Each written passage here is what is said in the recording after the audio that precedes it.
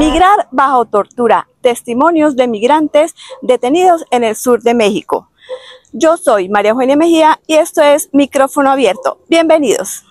Este es el viaje al corazón del drama de un migrante suramericano que viaja a los Estados Unidos. En su intento por llegar a otro país, enfrenta tortura y violencia. Hoy abrimos los micrófonos para contar lo que nadie quiere decir en voz alta. Pablo es un migrante colombiano y nos habló sobre su travesía y su supervivencia en busca del sueño americano. Quiero compartir mi experiencia para ingresar a los Estados Unidos. Todo empezó en marzo del 2022. Recién pasada la pandemia, los contactos en la ciudad de Medellín, lo hice por intermedio de una supuesta agencia de viajes. El paquete me lo vendieron en 17 millones de pesos colombianos. Era 4 días en Acapulco. Era vuelo Panamá-México. Y de México, en Ciudad de México, nos trasladaron a Acapulco. Entramos normal. Nos habían recomendado que nos quedáramos un día disfrutando del supuesto paquete turístico en el hotel. Luego nos transportaron en una buseta a Tijuana. En Tijuana nos recibió uno de los que llaman coyotes y nos dijo que teníamos que darle $3,000 y que si no dábamos los $3,000 que había la opción de pasar unos paquetes, pero no nos dijeron qué clase de paquetes. Yo prefería los $3,000 porque yo dije, no, esos paquetes son como sospechosos. Después me di cuenta que esos paquetes contenían droga. ¿Qué clase de droga? No lo sé, pero contenían droga. Pasamos la frontera, nos cogió la migración de Estados Unidos. A mí me tuvieron 4 días en pésimas condiciones, no sé para qué, en pésimas condiciones. Para mí fue pésima en ese entonces, como era ahora que dicen que es peor. La alimentación mala, le largan a uno una cobija térmica, lo tratan a uno súper mal. Después de 3 días me deportaron a Bogotá, Colombia. Mi experiencia en ese entonces no se la recomiendo absolutamente a nadie, ni a mi peor enemigo. He hablado con gente que trató de ingresar el año pasado, en el año 2024, me dicen que ahora es peor. Pero después de que empezaron a caer esas falsas agencias de viajes, en estas agencias de viajes hay una persona que lo espera uno en Ciudad de México. Y esa persona que lo espera uno en Ciudad de México es de las fuerzas militares de México. O sea, hay involucrados tanto Migración Colombia, fuerzas militares de México en ese tema de pasar migrantes a los Estados Unidos. Luego de que me deportaron, a mí me hicieron una entrevista. Por obvias razones no doy cara, y no sé si a raíz de varias denuncias que hubieron, esa agencia de viajes creo que capturaron a los supuestos dueños porque se dieron cuenta que era una red de trata de personas. Después, con el tiempo, me vine a enterar que una de las personas que integraba esa red fue capturado en México, no me acuerdo en qué estado, y lo deportaron a Colombia. Y está preso en estos momentos por tráfico de drogas, de personas y por otro poco de delitos más. Pero la esposa sigue allá en México con ese mismo cuento para tratarse. Como ahorita está muy complicado, me he enterado que los pasan por el desierto. La verdad no le recomiendo eso absolutamente a nadie. No me alcanzo a imaginar cómo será pasando por el tapón del Darién, que dicen que es mucho peor. si para mí fue peor que llegué en avión a Ciudad de México, ¿cómo era esa gente caminando por la selva? Esa es mi experiencia, que no se la deseo absolutamente a nadie. ¿Y usted se arrepiente? Porque yo me imagino que iba tras la búsqueda de un sueño americano, pero se convirtió en una pesadilla. Me imagino que acá tuvo que recoger plata para poder viajar, pero pensaba quedarse mucho tiempo allá, lo deportaron y llegó acá. ¿Y con qué realidad se encontró? Claro que me arrepiento, porque es muchísima plata. Eso no es fácil conseguir 17 millones de pesos. Llegar acá a empezar de cero. Pero gente que logró pasar, que iba conmigo, en este momento hay varios que los han deportado. Entonces no es mucho el sueño americano, porque usted puede irse allá y en cualquier momento lo deportan. En este momento estoy trabajando en una empresa, no se gana mucho, pero se vive tranquilo. La experiencia que me han manifestado la gente que ha llegado deportada de Estados Unidos es que desde que inició esta administración de Donald Trump, ellos viven escondidos esperando que los deporten, para que no los deporten. Entonces es mejor estar uno en su país trabajando legalmente y no estar huyendo a un gobierno como si uno fuera un delincuente. Ahí es donde yo me hago la pregunta: ¿dónde está la OEA? ¿Dónde está la ONU? ¿Dónde están todas las agencias de derechos humanos que hacen y deshacen? Y no solo en Estados Unidos, he escuchado experiencias de gente en Australia, en España. Es muy difícil, la verdad es muy difícil migrar a otro país. Pero afortunadamente en este país esto se está trabajando hasta el momento bien. Esperar qué pasa en los próximos días a raíz de cómo este gobierno está en conflicto con el gobierno de los Estados Unidos, porque creo que no está recibiendo deportados de Estados Unidos y los están dejando en otros países. Por ahí escuché una persona hace poco que los deportaron de Estados Unidos, son unos colombianos, y los dejaron en México. Otros que llevan más de 3, 4 meses detenidos allá y no los han deportado. Pues que la gente se aprovecha de los migrantes. Hay grupos delincuenciales que se aprovechan de los migrantes y la verdad que eso no se lo deseo absolutamente a nadie.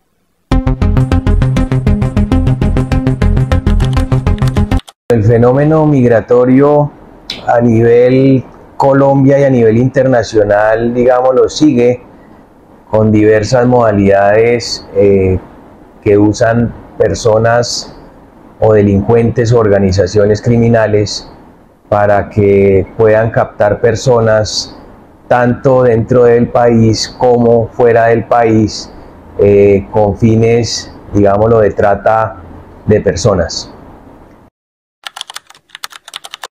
Las personas que quieren ingresar a los Estados Unidos lo hacen de varias maneras, volando vía aérea desde Bogotá hasta Cancún, y en Cancún organizaciones criminales o carteles los transportan desde ese sitio a la frontera, y en la frontera ellos tienen toda una infraestructura criminal que incluyen coyotes, incluyen túneles e incluyen personal de logística y casas de seguridad, donde una vez pasan a los migrantes de la frontera de México a Estados Unidos, estos, digámoslo, quedan resguardados en casas mientras los organismos de seguridad americanos, digámoslo, bajan los controles que se presentan.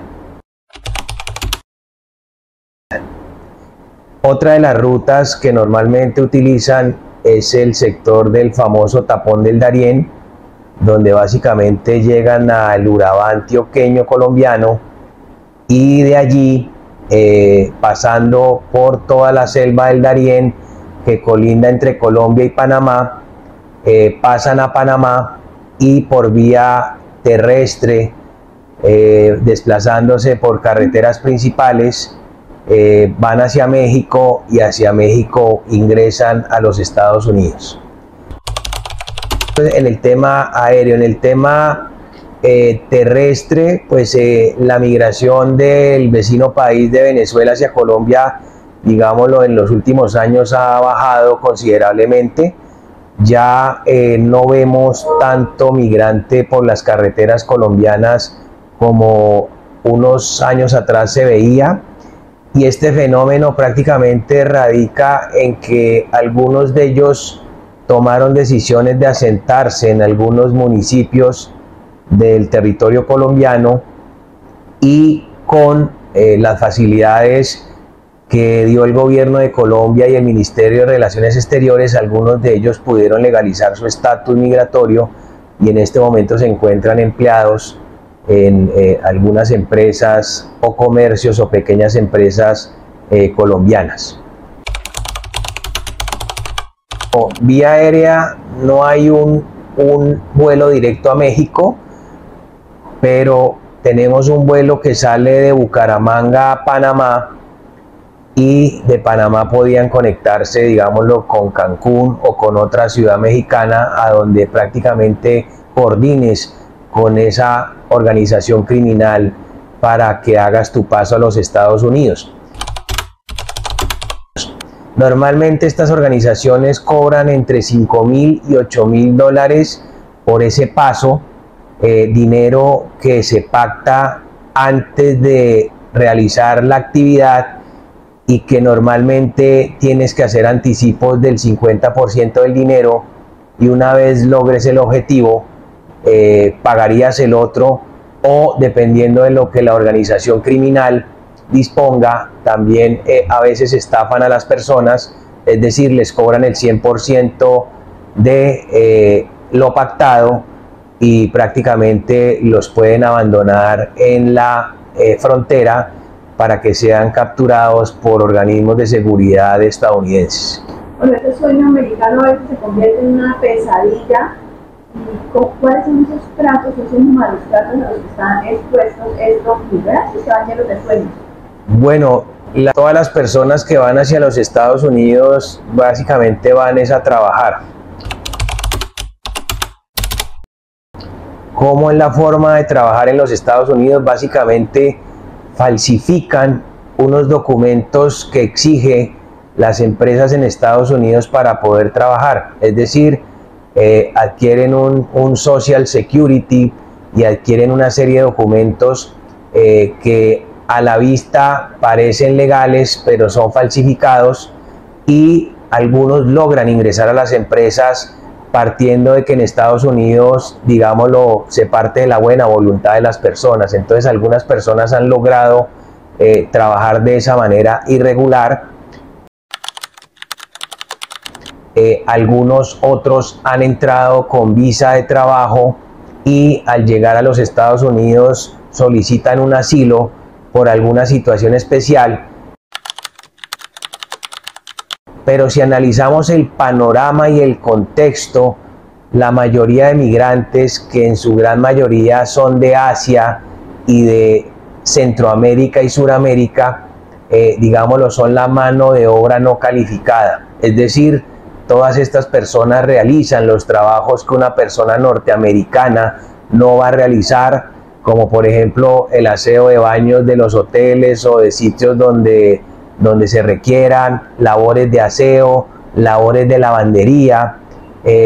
Unos otros también son empleados en residencias cuidando niños, cuidando ancianos. Entonces, digámoslo, al ser Estados Unidos un país tan grande, algunos estados ofrecen, digámoslo, esa posibilidad de que las personas, digámoslo, puedan ganarse un salario digno, y prácticamente eso es lo que hace atractivo a un migrante irse hacia allá.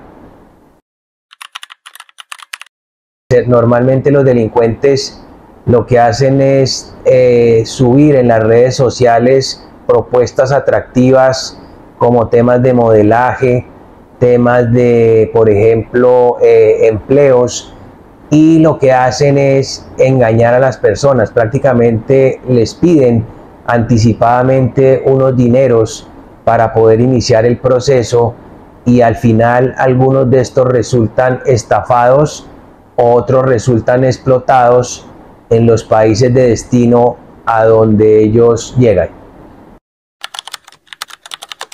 Bueno, el famoso hueco básicamente es toda esa frontera que bordea Estados Unidos, que como es de conocimiento de todos, tiene un muro que prácticamente ocupa el 80% de esa frontera.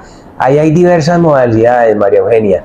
Una de ellas es cruzar por túneles que los carteles han diseñado internamente y lo que les daría mayor seguridad. Por ahí que pasan droga, por ahí pasan migrantes, por ahí pasan muchas cosas. Y la otra modalidad es que hay personas que se arriesgan a saltar, digámoslo, ese muro, y a eso es lo que le llaman básicamente hueco. Es decir, es la modalidad por donde tú atraviesas la frontera de los Estados Unidos, donde prácticamente ese migrante pone en riesgo su vida y su integridad, porque, digámoslo, pues está al acecho de organizaciones criminales o clanes más conocidos en México, que posiblemente puedan causarle la muerte, puedan causarle una estafa o puedan simplemente dejarlo a la deriva para que sea capturado y deportado por las autoridades norteamericanas. Normalmente estas personas que hacen estas actividades ilícitas son grandes organizaciones, digámoslo, no trabajan solas, porque, por ejemplo, está la persona que capta al migrante por redes sociales con ofertas atractivas, o a los chicos en los colegios. Tú sabes que en este momento la mayoría de los colombianos y a nivel global, cada persona mínimo tiene un teléfono o un smartphone. Ese smartphone tiene conectividad, y al tener conectividad y no tener restricciones de acceso a diferentes páginas en la web, esa es la vulnerabilidad más grande que existe. Allí es donde las personas aprovechan para captar niños, niñas, adolescentes, personas adultas, engañarlas con propuestas, como lo dije anteriormente, fantásticas de mejorar sus condiciones salariales, y es allí donde encuentran la vulnerabilidad de todos nosotros. Bueno, el gobierno de Colombia trabaja por intermedio del Ministerio del Interior con una estrategia sobre la trata de personas, que básicamente es prestar asistencia técnica a los integrantes de ese comité para que se establezcan unos protocolos que ya están oficializados y se trate este delito a nivel nacional. Es decir, a nivel departamental hay unos comités departamentales de lucha contra la trata, y de estos comités departamentales se derivan otros a nivel municipal, que aunque no son obligatorios, por sugerencia de las autoridades, es importante implementarlos en los municipios, teniendo en cuenta que este delito, María Eugenia, ataca a cualquier persona en el territorio nacional o internacional y no distingue de raza, sexo ni color. Entonces, esta es una manera preventiva de combatir este delito a nivel global. El gobierno de Colombia, como es de conocimiento, a través del CISBEN, presta asistencia médica a cualquier persona sin distinción de raza, color o sexo. Es decir, un migrante de estos puede ser atendido en cualquier hospital de Colombia de los niveles correspondientes y, digámoslo, se atiende de manera permanente. También hay organizaciones no gubernamentales que apoyan al gobierno de Colombia con los temas de alimentación, los temas de asesoría, temas de emprendimiento, que a pesar de que el gobierno de Estados Unidos, iniciando el gobierno del presidente Trump, recortó unos recursos, estos programas, digámoslo, a pesar de que disminuyeron, el gobierno los sigue implementando con algunas ONG y algunas instituciones del Estado. Algunos desgraciadamente son engañados. Antes de cualquier propuesta o cualquier empleo que les vayan a ofrecer, tienen que revisar los canales oficiales de esas empresas o de esas personas que los están contratando para que eviten engaños. Básicamente cuando uno ha estado de migrante en otro país, pues simplemente el estatus que debe tener es de legal. Buenas noches, soy Kenneth, directamente desde Los Ángeles, reportando enfrente del edificio federal para mi compañera Mayu. Mira, como puedes ver, aquí tenemos presencia lo que viene siendo la Guardia de California. Ya no le hicieron llamar Guardia Nacional, sino Guardia de California. ¿Por qué? Porque el gobernador no permitió que estuviera nuestra reserva de militares aquí. El gobernador de California nunca aprobó eso, es por eso que hubo un conflicto. ¿Ok? Mira, aquí tenemos presencia allá atrás, todo eso, la entrada del edificio federal de migración, más bien. Hasta aquí mi reportaje. Feliz noche. Y la ilegalidad, básicamente, María Eugenia, lo has visto en este momento, el gobierno de los Estados Unidos, por intermedio de ICE, está persiguiendo a todas las personas migrantes y también violando los derechos humanos de estas personas. Lo hemos visto en medios de comunicación y básicamente ese sería el resultado de tomar una mala decisión. Por eso mi recomendación es que si quieres migrar, ofertas laborales hay con empresas legalmente constituidas a nivel global, y podías hacerlo por los canales correspondientes para evitar ser engañado por organizaciones criminales que te quiten el dinero, te abandonen a la deriva y básicamente digamos lo que es sin nada. Es triste ver cómo personas de algunas nacionalidades se fueron hace muchos años con el sueño americano, personas que no tienen antecedentes criminales y que creería yo que el gobierno, el presidente Trump, debería legalizar su estatus.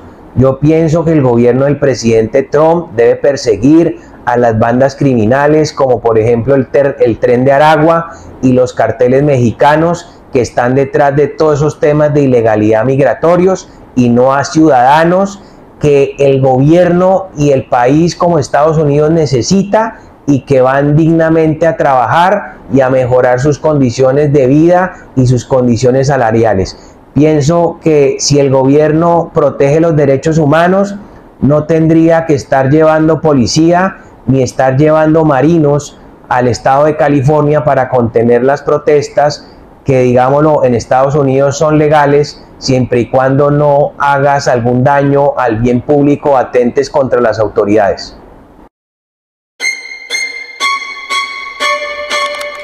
El flujo migratorio ha cambiado. ¿Cuál es la atención que reciben las familias migrantes y cuáles son esos retos que enfrenta la niñez no acompañada y separada? Hoy en día el flujo migratorio ha venido cambiando. Ya no estamos viendo un flujo migratorio como el que vimos en el 2019 y el 2021. Ya se ven familias migrantes completas. De lo que nosotros atendemos aquí hemos identificado que vienen son familias como la mamá con sus 3, 4 hijos, algunos de retorno, otros que vienen de tránsito, pero realmente también hemos identificado que aproximadamente un 80% de la población tiene vocación de permanencia aquí en el territorio, un 4% más o menos estaría en tránsito y un 16% también hemos identificado que está de retorno. Hoy en día la niñez no acompañada o separada tiene diferentes retos, sobre todo en la ruta, por todas las situaciones de violencia que se pueden generar hacia ellos. Tenemos, por ejemplo, explotación en temas de trabajo infantil, explotación sexual comercial, algunos riesgos allí latentes, o utilización por parte de grupos organizados al margen de la ley que los identifican en la ruta. También se ha aumentado el consumo de sustancias psicoactivas, entonces tenemos allí como varias situaciones. Y otras cosas que tienen que ver más con la institucionalidad son en el marco de la barrera de acceso a servicios. Al no tener documentación, a veces es muy difícil que puedan acceder a diferentes servicios. Otras situaciones están dadas en el marco que establece la protección de la niñez en Colombia. Entonces, si requerimos tener un cuidado alternativo para niños o niñas, necesariamente se debe tener un aval del ICBF. En algunas ocasiones este se demora, entonces la niñez no acompañada o separada únicamente puede ingresar a el sistema de protección o restablecimiento de derechos a través de una autoridad administrativa, y en algunas ocasiones esto complejiza el poder brindar una atención inmediata, haciendo que los niños o no se acojan a la ruta o prefieran irse por otro lugar donde no se puedan identificar, precisamente porque ellos no quieren estar dentro de un sistema de protección.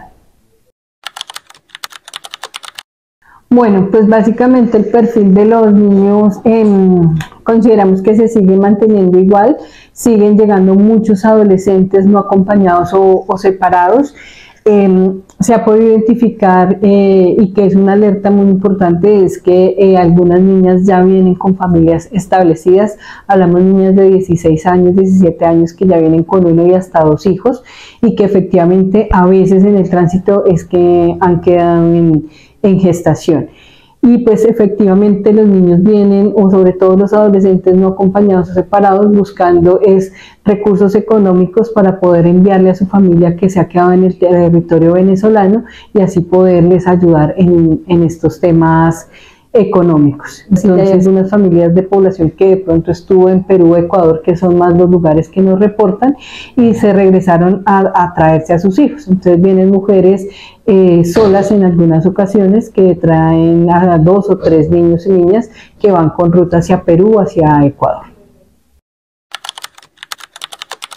Bueno, ha sido un compromiso. Aldeas Infantiles tiene una promesa hacia los niños y a las niñas a nivel mundial, y es que todos puedan crecer en un entorno libre de violencia, protegidos, en un entorno seguro. Entonces aquí hemos venido desarrollando muchas acciones que van desde incidir en todas estas ofertas de servicio y trabajo articulado con ICBF y comisarías de familia, hasta la atención directa de los niños y de las niñas. Entonces, a nivel país tenemos varios proyectos para poder hacer la atención. Nos identificamos niños y niñas desde el norte de Santander, y tenemos toda una gestoría, una gestión de casos para que los niños y las niñas puedan o retornar o tener una reunificación segura con alguna de sus familias. Aldeas Infantiles tiene acá en Santander un CAT, que es un centro de cuidado alternativo temporal. La idea es que los niños y las niñas puedan estar aquí con sus familias y podamos tener una salida segura, bien sea que ellos continúen hacia el país que van, o que puedan retornar al territorio colombiano. Pero tenemos en La Guajira, en Ipiales, en Valle del Cauca, muchas acciones para los niños y las niñas, tanto los que ya están en convocación de permanencia como los que van en tránsito. Y por otro lado, hace poco pues tuvimos un diálogo con el ICBF, firmamos un memorando de entendimiento entre el ICBF y Aldeas Infantiles para fortalecer la atención integral de la niñez migrante en el territorio colombiano, y a su vez tenemos una acción articulada con nuestros compañeros en Venezuela para poder empezar a apoyar todo el tema de las reunificaciones binacionales.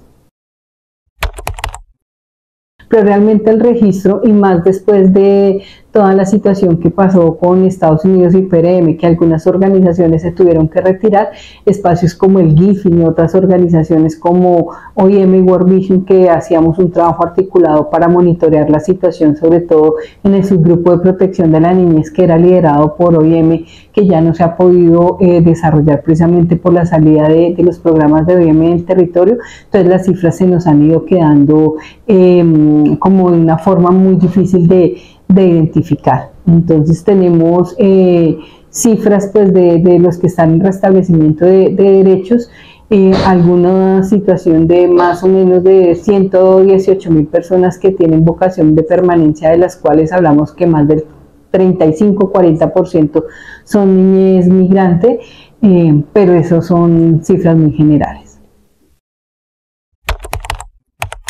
El proceso de identificación que nosotros hacemos es que tenemos una acción muy articulada con varias organizaciones, entidades.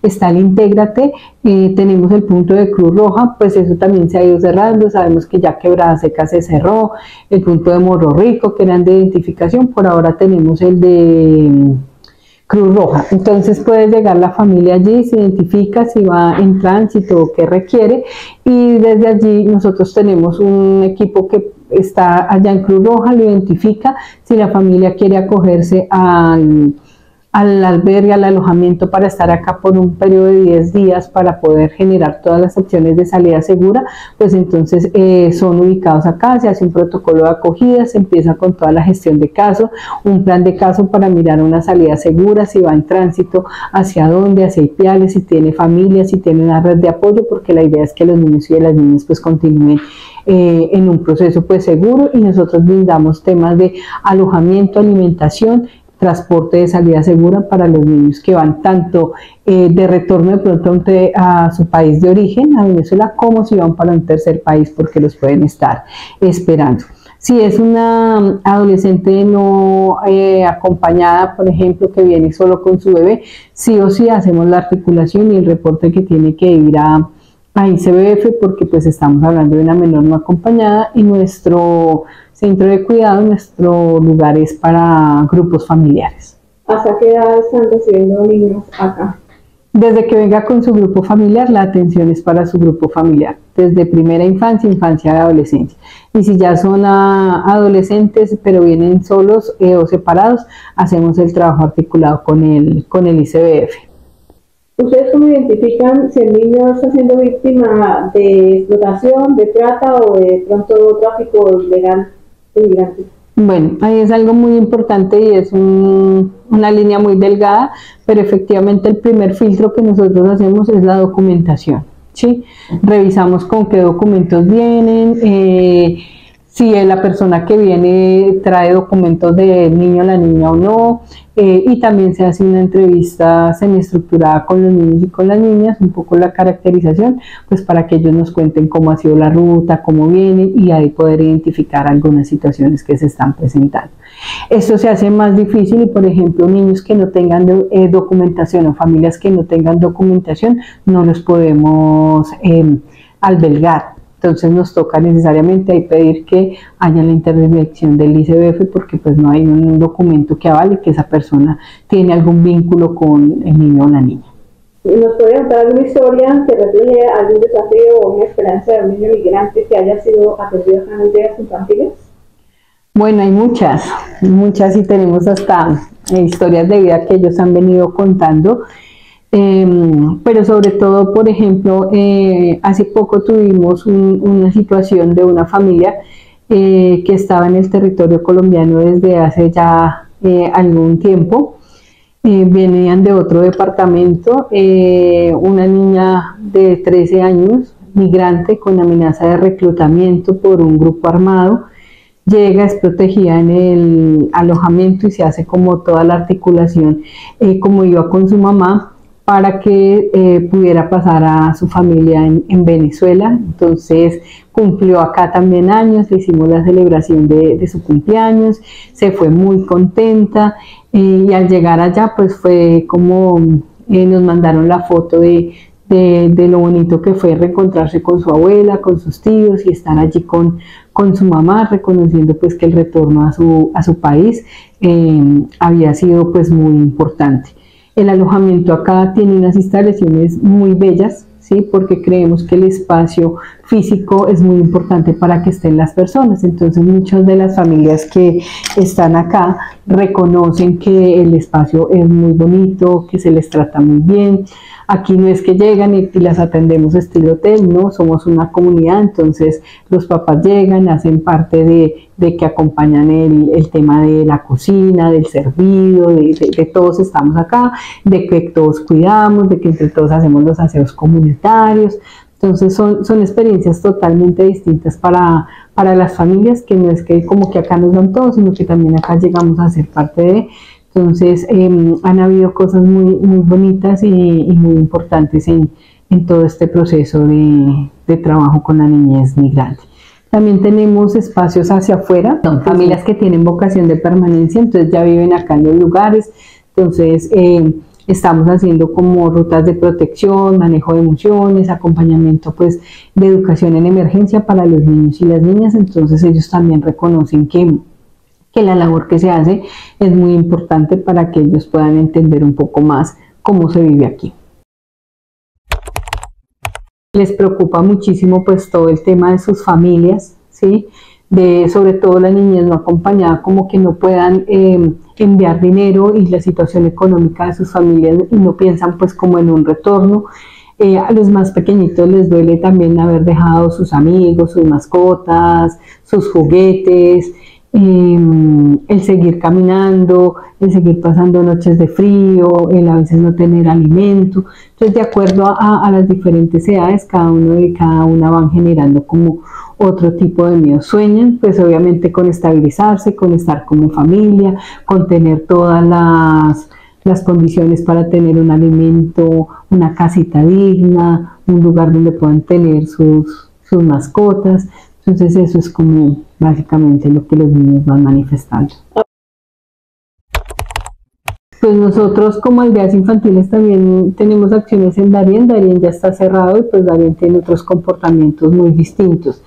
Llamaba mucho la atención sobre todo de una mamá que se devolvió y nos decía que efectivamente pues los riesgos son muy grandes, ¿sí? Primero todos los riesgos físicos a los que están expuestos los niños y las niñas, largas caminatas, pero también por zonas que son de un alto riesgo. Inclusive nos hablaba y decía que con sus uñas les tocaba pasar un lugar y que se tenían que coger y que cualquiera que se cayera pues podía perder la vida. Entonces esos riesgos son los riesgos emocionales en todas las noches y todas las situaciones que a veces pasan de quererse devolver, de los llantos, de escuchar a las otras personas, riesgos que están también dados en temas de protección, del abuso físico, el abuso sexual que se puede dar. Pero no es que sea fácil. La ruta del Darién hasta llegar a otro país es una ruta de muy alto riesgo al cual se pueden exponer los niños y las niñas y sus mismas familias. ¿Tiene datos bueno, cifras no tanto, sino como algunos casos de pronto de abusos o de torturas que han sufrido a migrantes que quieren pasar hacia México, a Estados Unidos?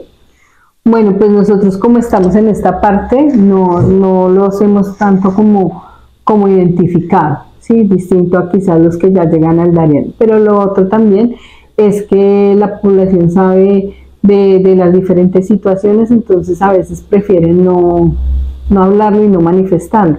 Dentro del alojamiento nosotros brindamos como atención en primeros auxilios psicológicos, identificamos una alta violencia basada en género, es muy fuerte y marcada hacia las mujeres, pero tampoco quieren hablarlo mucho.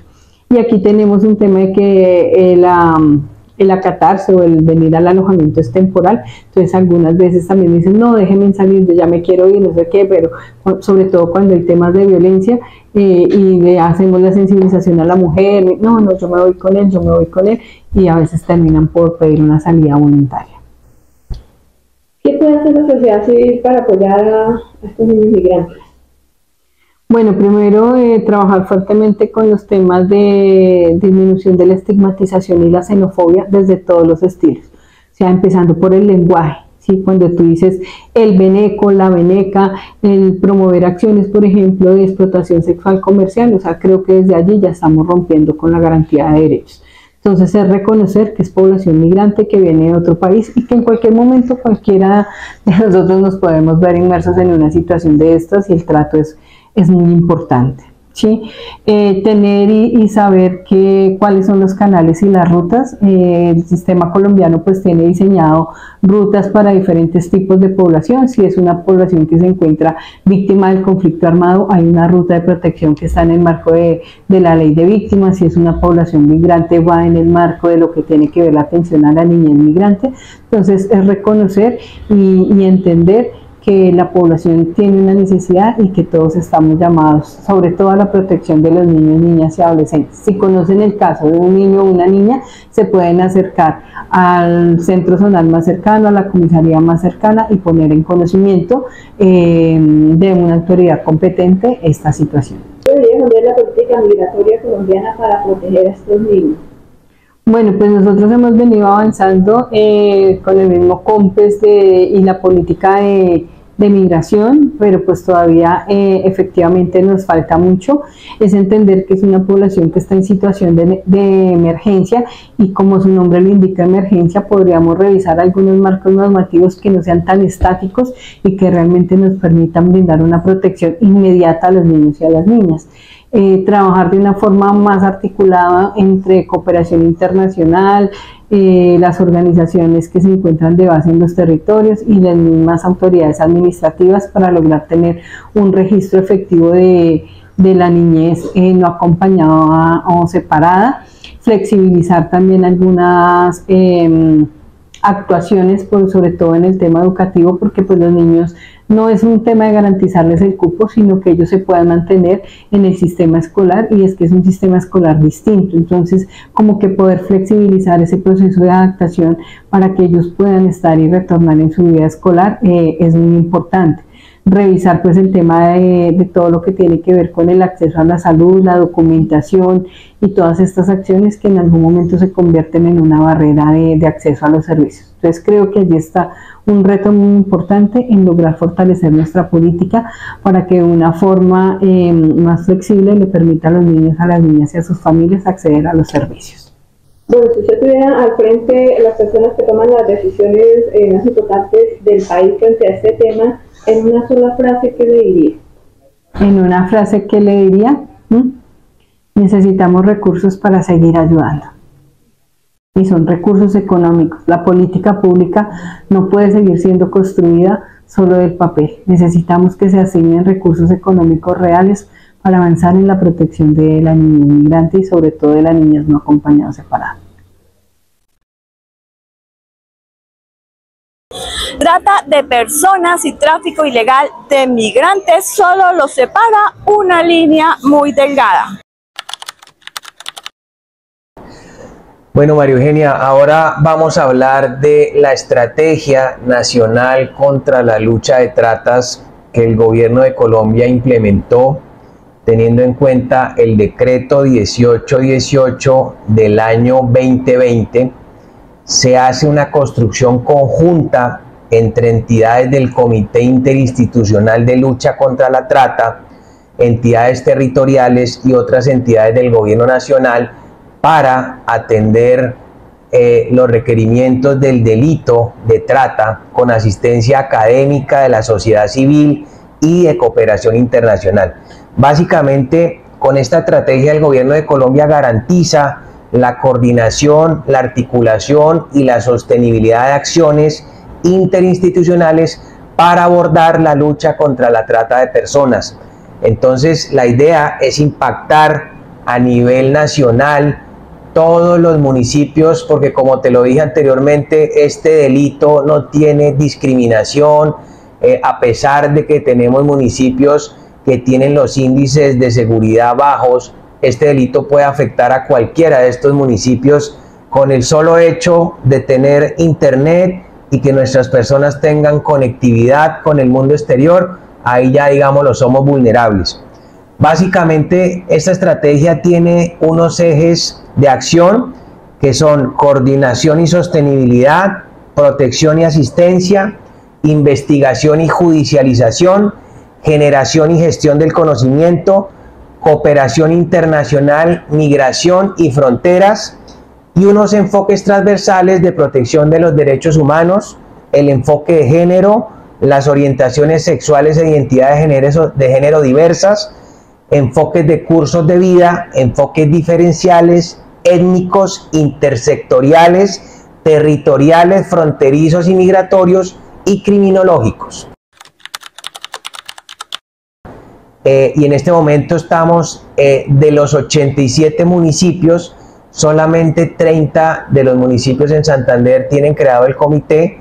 Esperamos, María Eugenia, que al terminar diciembre podamos tener por lo menos el 50% de los municipios con ese comité creado, prestando la asistencia técnica correspondiente por parte del Ministerio del Interior, en cabeza de la Subdirección de Gobierno y Gestión Territorial, la Gobernación de Santander, por intermedio de la Secretaría del Interior, Grupo de Derechos Humanos, y a nivel departamental, todas las entidades que hacen parte de este comité, como Migración Colombia, el Instituto Colombiano de Bienestar Familiar, la Fiscalía General de la Nación, la Policía Nacional por intermedio del Grupo de Infancia y Adolescencia y demás entidades que articulan este plan de lucha contra la trata de personas. Si hay una situación que ocurre fuera del país, el primer actor en el exterior es el Ministerio de Relaciones, por intermedio de los consulados que tengan a nivel nacional. Por eso invitamos a todos los familiares o a las personas que tienen problemas o sus familiares han tenido problemas en el exterior, que hay unas líneas de atención, digámoslo, donde pueden recurrir y pedir asesoría técnica para todos estos temas.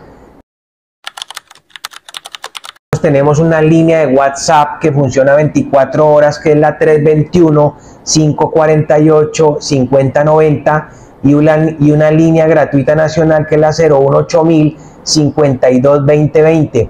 Allí todos los ciudadanos pueden poner en conocimiento un trato de personas que se pueda presentar tanto en Colombia como fuera de Colombia. Y básicamente esta operador o la persona que atienda la llamada le va a asesorar, le van a contestar del Centro Operativo Antitrata y allí le van a dar la asesoría técnica que corresponda y le van a indicar cómo actuar en este caso. Es importante, María Eugenia, resaltar que trata de personas no solo son los temas de prostitución ajena u otras formas de explotación sexual.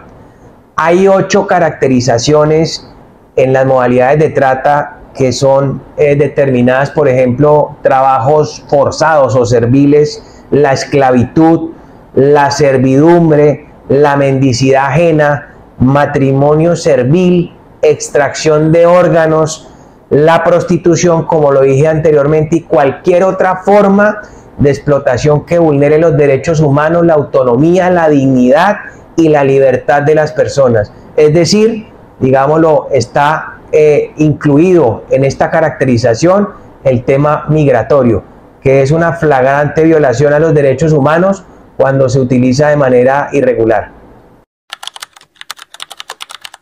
Que son las modalidades de trata de personas, y tenemos 2 tipos. Una que es externa, que es cuando el hecho ocurre fuera del país, y otra interna. Cuando es externa, actúan el Ministerio de Relaciones Exteriores, Migración Colombia y la Policía Nacional por intermedio de Interpol, articulados con el consulado colombiano correspondiente donde esta víctima se encuentre. Y cuando es interna, asisten otros actores como son el Ministerio de Relaciones Exteriores, los comités departamentales, distritales y municipales de trata, y aquí se le brinda asistencia en caso de requerir alojamiento, alimentación, acompañamiento, asistencia médica y psicológica, asesoría jurídica y representación legal. Digámoslo, eso está establecido en la ley y básicamente en la etapa 3 se hace una coordinación y una articulación. Cuando ocurre el hecho, hay 2 tipos de asistencia: una asistencia inmediata que se tiene que hacer en un máximo de 5 días calendario, prorrogables a 5 más, y una asistencia inmediata que tiene una duración de 6 meses, prorrogables por 3 meses más. Entonces, digámoslo, en ese sentido el gobierno de Colombia viene trabajando con varias entidades, en el caso de la asistencia inmediata con la Cancillería, con el Ministerio de Relaciones Exteriores, la Registraduría del Estado Civil, la Migración Colombia, Ministerio del Interior, Ministerio de Salud, la Defensoría del Pueblo, la Fiscalía General de la Nación. Y ya cuando en el caso están vinculados niñas y adolescentes, pues entra el Instituto Colombiano de Bienestar Familiar y digámoslo, dependiendo pues de la situación que se presente, lo atiende el ministerio o la entidad gubernamental, el ministerio que tenga la responsabilidad dependiendo de las funciones que cumpla.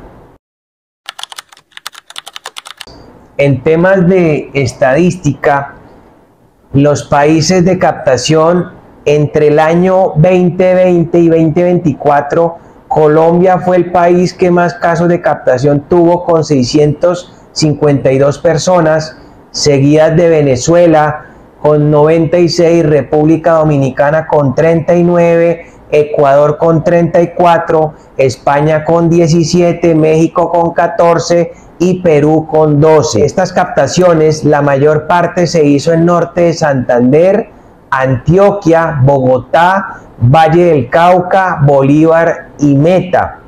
Y les tengo el top 5 de los países donde se realizaron los mayores casos de captaciones de migrantes. Los países de captación donde más casos se presentaron fueron Colombia, Perú, México, República Dominicana y Ecuador en el top 5. Los departamentos de destino a donde se presentaron estos casos fueron norte de Santander, Bogotá, Antioquia, Bolívar y el Valle del Cauca, que son pues ciudades principales. La finalidad de la trata en esta estadística, la mayor parte de estas personas las, las indujeron a la prostitución ajena u otras formas de explotación sexual, que fueron 787. Para trabajos o servicios forzados tuvimos más o menos en ese periodo 112 casos, otras formas de explotación 55, para temas de servidumbre 37, matrimonio servil 32, mendicidad ajena 15, esclavitud 7 y no registraron 76 casos. Eso es básicamente, María Eugenia, la estadística que tenemos. Donde ves que no se registra el 76 casos, posiblemente fueron casos de migrantes. Lo que pasa es que esos datos ya los maneja el Ministerio de Relaciones Exteriores, cuántos vuelos de personas deportadas han salido de X cantidad de países, y allí se podría, digámoslo, tener un número de personas migrantes que prácticamente fueron deportadas. Bueno, el mensaje para las personas que vean esta entrevista es que primero tengan cuidado en las redes sociales con las personas que interactúan. Para los padres de familia, que ejerzan un control del uso de dispositivos móviles de sus hijos. Hay programas que pueden bloquear el acceso a ciertas páginas y que dentro de las recomendaciones que hacemos como compañía consultora los pueden implementar. Y para finalizar, que ninguna oferta atractiva, digámoslo, es tan fácil como que se cree. Las empresas que te van a contratar o te quieren ofrecer un trabajo digno fuera del país o dentro del país tienen unos canales de comunicación establecidos y unos procesos de selección bien definidos. No, digámoslo, haciéndolo de manera irregular o ilegal y pasando muchas veces necesidades, y estas personas lo que hacen es atentar contra tus derechos humanos. Así que no a la trata de personas. Antonio es un migrante salvadoreño que lleva 20 años viviendo en algún lugar de los Estados Unidos y nos da su percepción sobre el panorama actual de la migración y de las deportaciones. Le hace un llamado a los migrantes para que controlen sus emociones y para que respeten las leyes de los países a los cuales llegan. Las deportaciones no son todas iguales. Hoy, Antonio, salvadoreño que vive en Estados Unidos desde hace 20 años, nos habla con franqueza sobre lo que realmente está pasando. ¿Los deportados son víctimas o responsables? ¿Injusticia o es una justicia necesaria? Bienvenido, Antonio. Tú llevas 20 años en los Estados Unidos.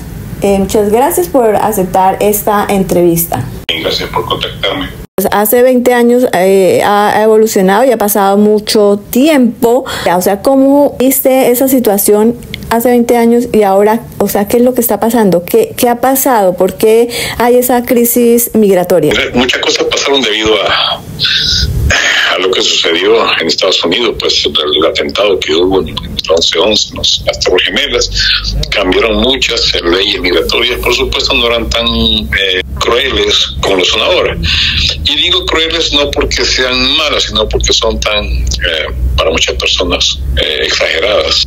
Pero se ha cambiado muchísimo. Antes de venir a Estados Unidos era mucho más fácil. Claro que había que cumplir requisitos como todo el país, Sin embargo, no había tantas restricciones y pues sí ha cambiado. Últimamente pues han habido muchos cambios migratorios. De hecho, para convertirse en ciudadano o residente, los requisitos son más estrictos, cambios más fuertes, sí, te lo puedo asegurar. Pero yo creo que también otro factor que influye es pues la modernización, la tecnología, las redes sociales, pues ahora ya todo está como más visible y ya las personas están conectadas a nivel mundial y se dan cuenta al instante lo que está pasando, ¿no? Antes cosas que se demoraban en salir o que estaban escondidas, pero ahora las personas ya tienen pues al alcance de su mano toda esta información, ¿no?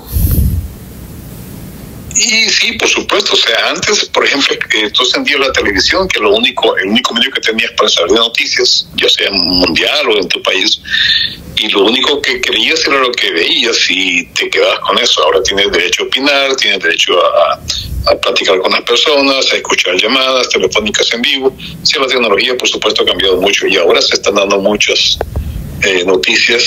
No seamos muy lejos, unos 10 años no se daban a conocer y ahora sí, pues sí, es un poquito más fácil desenmascarar tal vez la verdad. Claro que sí, y mirando pues el panorama, nosotros desde afuera, desde acá de Colombia y pues tú que estás allá en Estados Unidos, ¿qué es lo que tú ves que la gente que está por fuera de Estados Unidos pues no entiende sobre las deportaciones? Es como preguntarme si estoy de acuerdo con las deportaciones y al final no lo estoy. Pero también tiene que haber como un balance, pues, porque cada país tiene sus reglas, cada país tiene su manera de salir adelante. Algunos salen de una situación bastante escabrosa, bastante profunda, y otros salen de una manera más superficial. Estados Unidos ha venido pasando por muchas situaciones en las que muchas personas inmigrantes han hecho cosas que no están correctas dentro de sus leyes. Me da un poco la impresión de que están tomando deportaciones bastante exageradas, si lo llamáramos desde nuestros países, pero tal vez un poco concretas de parte de su país, que es Estados Unidos. Pues, o sea, los americanos son los que viven acá, nos guste o no nos guste. Tal vez habemos personas que pagamos justo por pecadores, es cierto, pero eso pasa en cualquier país del mundo. Sí, eso es cierto y como lo decías, pues algunas personas sí merecen ser deportadas a sus países de origen, ¿no? Claro, por ejemplo, hay gente que ha venido aquí a Estados Unidos y han hecho crímenes fuertes, bastante fuertes, en contra de niños, mujeres, familias enteras, y muchas leyes protegían eso antes aquí en Estados Unidos, derechos humanos y todo esto. Pero al final, pues, tienen que salir, tienen que ir, o sea, que cumplan su condena de donde vinieron, por qué hicieron eso. Estoy de acuerdo que tengan que cumplir la ley como tienen que ser en Estados Unidos, porque igual somos adoptados, no nacimos acá. Hay personas que van a cometer delitos y bueno, pues son delincuentes, criminales, pero hay otras personas que de pronto tienen otros comportamientos que no son catalogados como delitos, pero sí que afectan pues la imagen de todos los migrantes, porque como decías, pagan justos por pecadores. ¿Cómo qué comportamientos se pueden estar apreciando últimamente? Fíjate que eso tiene bastante, buena pregunta, tiene bastantes, bastantes ramas, porque comportamiento puede ser un comportamiento de cómo eres como persona ante la sociedad, y también comportamiento erróneo en cómo eres con el gobierno que te acoge. Hablemos de comportamiento con la sociedad. Digamos, vienes de un país que estás acostumbrado a hacer ciertas cosas que son permitibles, pero a un país donde te adopta, te da la seguridad, la tranquilidad, puedes ganar más dinero, el trabajo, y quieres traer tus costumbres acá, y eso no se puede. Como que a tu país, Colombia, llegue una persona que es de China y quiere obligar que todo el mundo te salude, no sé, de una manera diferente, o sea, un hindú que te salude agachando la cabeza, o un árabe.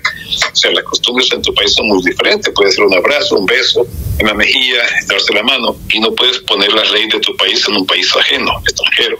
Eso pasa aquí. Entonces, cuando esas son cosas sociales, poner tu comportamiento habitual en un país que no es tuyo. Ahora, en cuestión de, más que todo legales, son comportamientos como que no pagas impuestos, como que rompes la justicia, como que andas manejando ebrio y tantas cosas, ¿no? Pero son leyes aparte.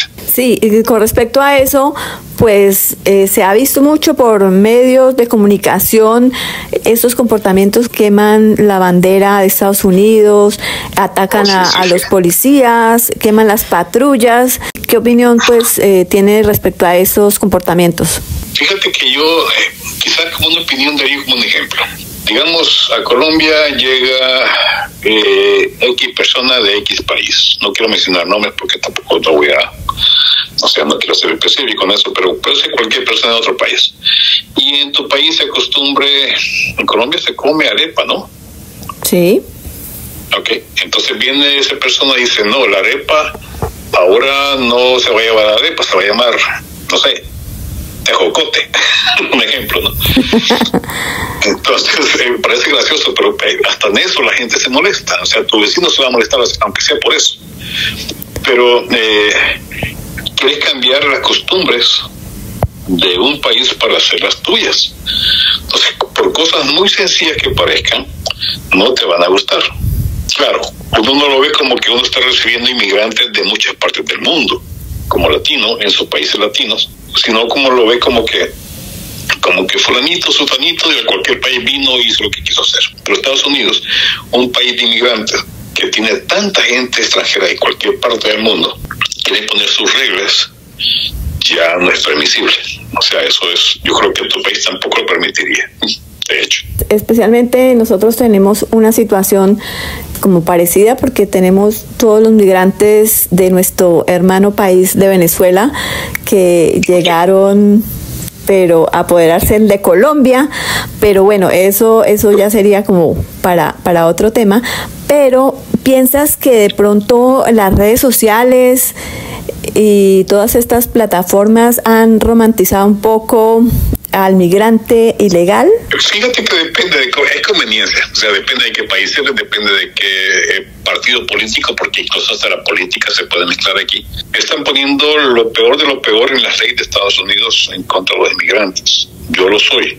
Yo soy migrante, si hay en Estados Unidos y no nací aquí. Hay muchos videos rondando por la internet donde son atropellados, son vulnerados a veces en sus derechos humanos, pero la gente como que ve ese maltrato, pero no entiende o no sabe a fondo por qué está sufriendo ese maltrato. O sea, ¿qué hizo? No, te comprendo. Mira, hay mucha gente que sufre maltrato.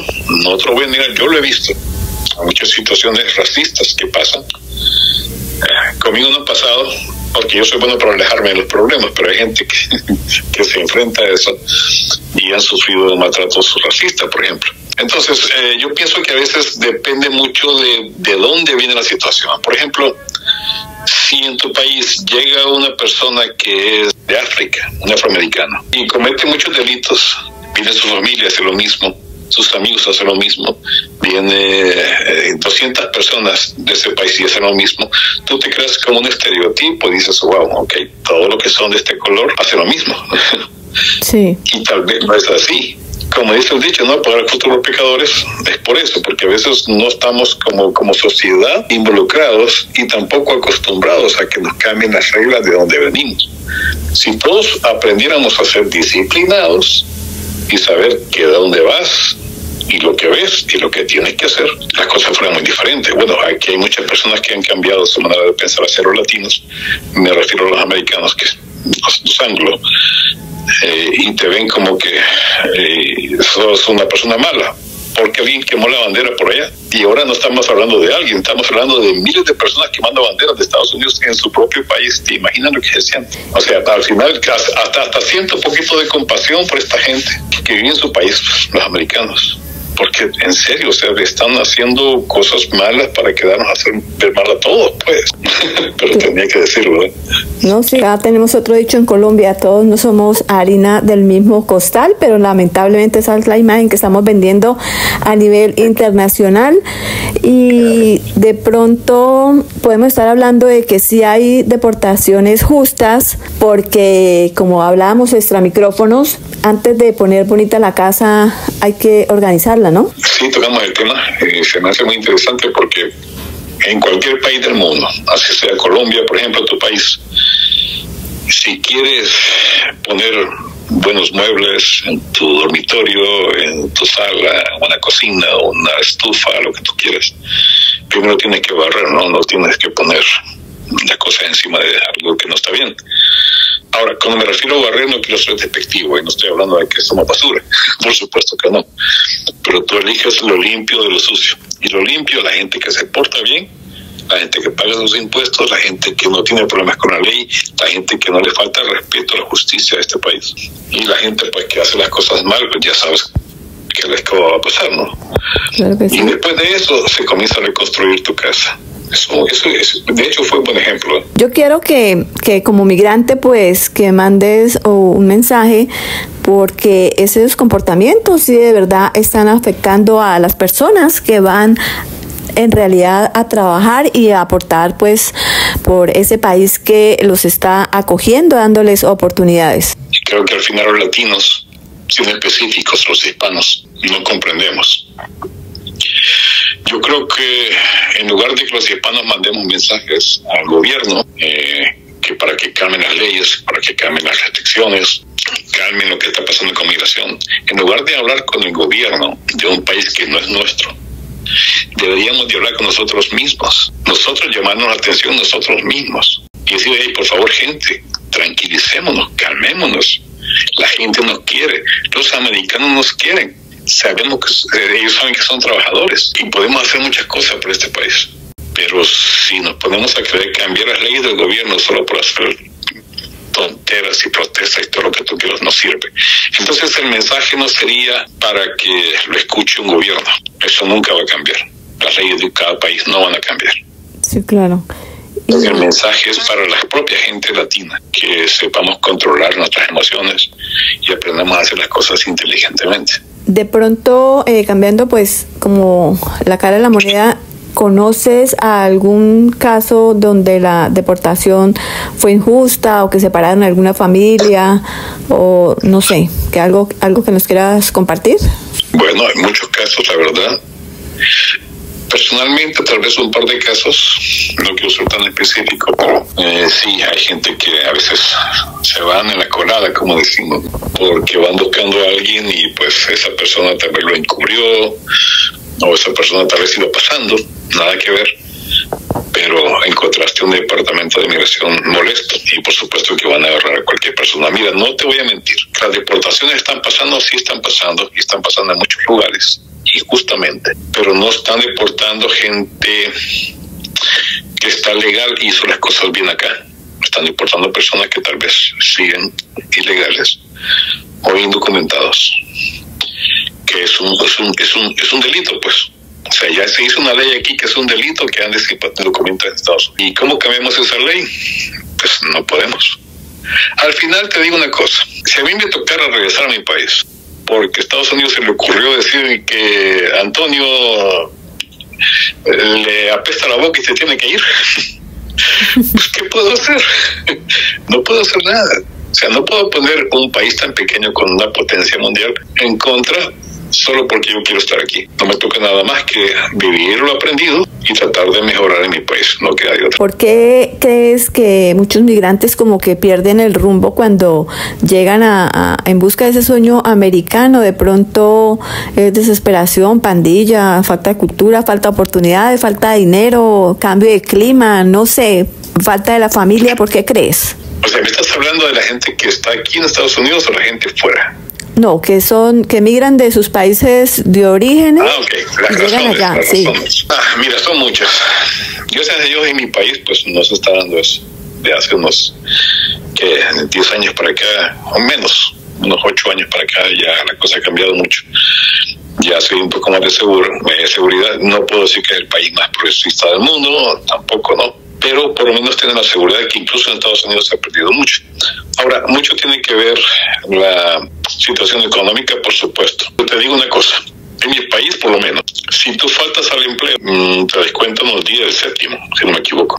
Sí, acá también. Aquí en Estados Unidos, si tú faltas una hora, te descuentan la hora. Tú no puedes venir y decir, ok, voy a faltar una hora y me la van a pagar. No, te la van a descontar. Pero también te queda como récord que si lo sigues haciendo, te van a correr.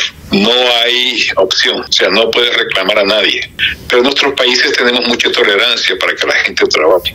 No, acá la gente se inventa incapacidades médicas. Exacto. Sí. Y por eso no crecemos. Por eso no crecemos, lastimosamente. Bueno, tiene mucho que ver también las leyes, ¿no? Porque las leyes laborales, las leyes de las empresas privadas y todo esto. Hay muchas cosas que cambiar desde raíz, pero también la gente se acomoda demasiado y a veces quieren que el gobierno los mantenga. Eso está cambiando en Estados Unidos. Ahorita la gente ya está siendo menos mantenida. Han quitado muchas leyes que te daban cheque gratis a veces. Es que la gente se acostumbró al asistencialismo, entonces se volvió, como decías, perezosa. Es lo que pasa en Venezuela, por ejemplo. ¿Sí? Tengo que dar como el ejemplo, ¿no? Que soy un poco feo. En Venezuela pasa lo mismo. O sea, la gente está acostumbrada a tener, les dan una motocicleta, les dan un salario, les dan un cheque, lo que sea, y ya no quieren trabajar. Entonces, cuando viven a un país que tiene mucha oportunidad, pues quieren que les den lo mismo. Quieren vivir gratis. Ya he visto ejemplos de TikTokers que han sido devueltos a su país. Sí. Por lo mismo, porque no están acostumbrados a trabajar de verdad, o sea, de verdad sudar la camiseta, como decimos, para tener lo que quieren tener. O sea, prácticamente es vivir del gobierno y eso no funciona en ningún país. Antonio, ya como cerrando el tema, ¿cómo esta situación afecta pues a toda la comunidad latina principalmente? La situación en Estados Unidos, me imagino que me preguntan, ¿no? Aquí dentro de Estados Unidos. Sí, o sea, como que le cierran a uno ya las puertas y ya se va a hacer más difícil para las personas que quieren migrar legalmente, pues ya va a ser como una barrera, ¿no? Estamos hablando que Estados Unidos es la potencia, primera potencia mundial. Y no solo hablo de cuestión de guerra o cuestión de armamento, sino también de economía. Estar aquí es un privilegio. Mantenernos bien es un privilegio. Si seguimos actuando mal, al final nos va a afectar en muchos países porque nos van a devolver. Vamos a tener que ir a trabajar de lo que aprendimos. Yo creo que al final hasta es una buena enseñanza. Lo que aprendimos a hacer aquí, vamos a hacerlo allá y va a funcionar. Pero igual, no soy genio para decirte la verdad. No, ojalá todos fuéramos genios, ¿no? Tuviéramos como ese poder. Claro. Es como decir, o sea, voy a agarrar a esta persona porque se portó mal y además se va esta que no se portó mal. ¿Cómo saberlo? Sí.